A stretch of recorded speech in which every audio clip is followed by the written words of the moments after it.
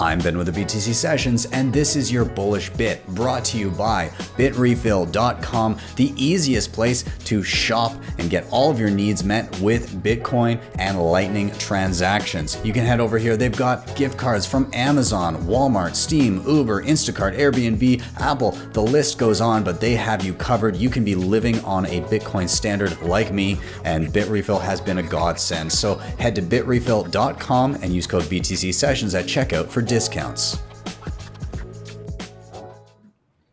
Values and integrity.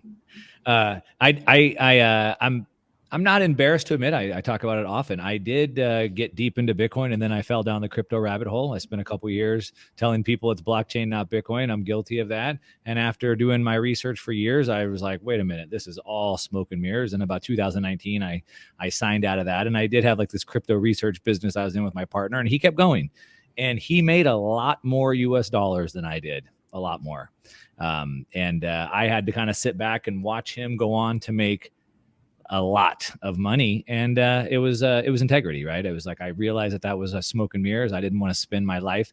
It's more than just US dollars for, I think, almost everybody here on this panel, as well as most of the people in Bitcoin, right? We're really trying to build something, and we don't want anything to distract or take away from that. And so, sometimes I look back and he's still one of my good friends. And I watched how much money he made last year doing some stuff with Alameda and some really big checks. And I was like, dang, man, I could have done good. But at the end of the day, right, it's about integrity. So I would say that's what it comes down to. And I think also, obviously something the safety talks about all the time is just that long-term perspective. And again, right, if we're really trying to build something big, if we're really trying to change the world, I have kids, so that's really changed my life, especially, through the pandemic and seeing what happened one night at dinner at the dinner table. My daughter said, we were in California, extreme lockdown.